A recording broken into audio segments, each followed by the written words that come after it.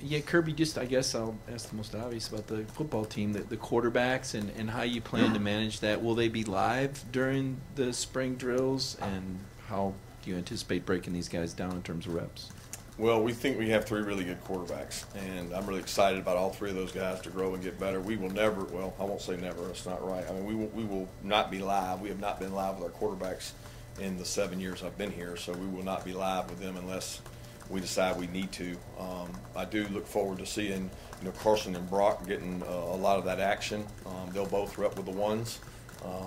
As far as how much, that'll play itself out over the course of spring. Gunner's come a long way. I'm excited to see what those guys can do. They've been excited about meeting and doing things with Coach Bobo and the offensive staff. So I'm excited to see those guys go practice and compete. Kirby, mentioning Coach Bobo, what gave you the confidence as far as promoting him to offensive coordinator, and what kind of changes specifically, like with verbiage, will the players have to deal with him being elevated? There won't be much change in verbiage. If anything, there'll be some additions, maybe some slight wrinkles, but we feel like the verbiage for the kids works great. He's comfortable with the verbiage. He was in it last year with Coach Munkin. So really our entire offensive staff, you got to remember when Coach Munkin got here, some of that verbiage remained the same too. So it wasn't like it was a total transformation of language, and you got to think about a guy like maybe Dale McGee or Hartley who've been here pre-Munkin and now they're here post-Munkin. There's a lot of carryover because B-Mac, Stacy, and Todd have all been in a room with Mike. Dale's known Mike for a long time. The decision was the continuity we have on offense. We want to keep that going, and I got a lot of confidence in Mike and the job he's done with offenses in the past.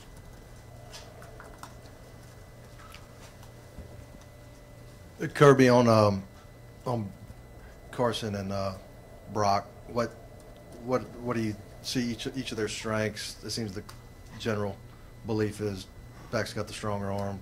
Brock might be a little more athletic. Is that true? I think it's hard to say who's got a strong arm. I think those two guys would argue about who has a stronger arm because I don't honestly know who has a stronger arm just from what we've seen in the past. You got to see those guys play in game action. I think they both got really good pocket presence. Brock is a really good athlete. Brock has added about 14 or 15 pounds of muscle. He wanted to get back to 215 out of his 203, 204 playing range. So he and Carson has lost a little weight from 220. So they're right at the same size. It's hard to say, the differences in those two. I don't think people give Carson enough credit for being a good athlete. He was a really good baseball player. He has great movement skills. He's not going to run as fast as Stetson.